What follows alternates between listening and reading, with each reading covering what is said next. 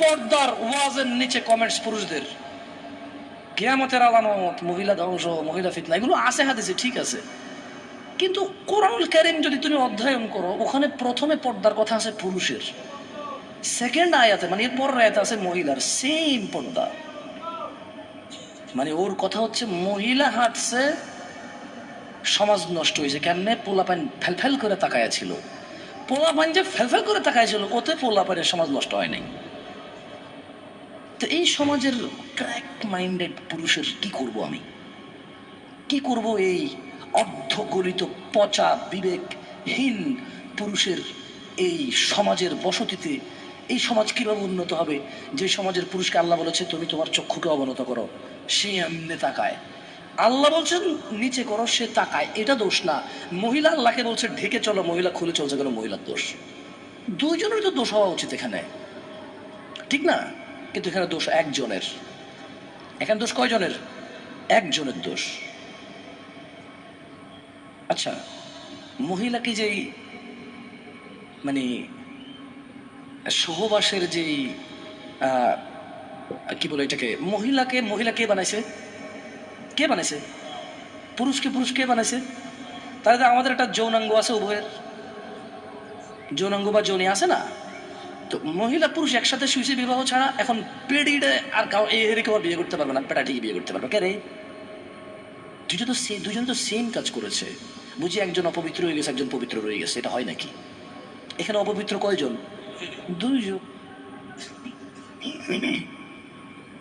যেখানে সমাজে একটা বেডি বিবাহ হয়েছে, জামাই নির্যাতন করে, ওর তালাক হয়ে গেছে, এখন আর কোনো ভালো পুরুষ ওকে বিয়ের প্রস্তাব দেয় না।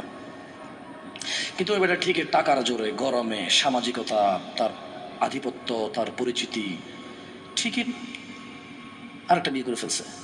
মহিলাটা আগে বিয়ে হয়েছিল, কই অমুক জায়গায়, তো গরমে থাকে নাই, না তালাক হয়ে গেছে, ভাই দিয়ে দিছে। আচ্ছা, নিশ্চয়ই বেটির সমস্যা আছে।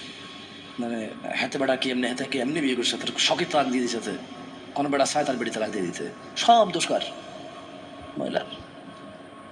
যেখানে বিধবা মহিলাকে কেউ বিয়ে করতে চায় না, যেখানে ডিভোর্সি মহিলাকে কেউ বিয়ে করতে চায় না, আবার আরেক সিস্টেম চালু হয়েছে, এখনো পোলা এক বিয়ে করে নাই, ডিভোর্সি মহিলার পিছনে পাগল। কেন? সুন্নত, আল্লাহ নবী সাল্লাল্লাহু আলাইহি ওয়াসাল্লাম বলছে। তুই চিনোস কেমন রে? তোর চিনার পদ্ধতি কি? হ্যাঁ, ও উনি খুবই ভালো, বুঝছেন ভাইয়া? ও আচ্ছা আচ্ছা, কেমনে বুঝলাম ভালো? মানে আমি তো আসলে অবজার্ভ করেছি, বুঝছেন, কথাবার্তা বলেছি, চাল চলন খুবই ধর্মভীরু, সবসময় নামাজের কথা, আল্লাহর কথা বলে, সবসময় এগুলো বলে, রাইট? দেখছেন, মানে ও ধর্মভীরু কিন্তু বেটির সাথে কথা কয়। আরে তোমার যদি বিধবা মহিলার ইচ্ছা করে বিয়ে করতে, ঘটককে বলো, কারা বিয়ের মিডিয়া আছে ওদেরকে বলো, তোমার বাপকে বলো যে আব্বা আমি বিয়ে করবো, তবে আমি একজন ডিভোর্সি মেয়ে বিয়ে করবো, আব্বা আমি বিয়ে করবো, আমি একজন বিধবা মেয়ে বিয়ে করবো।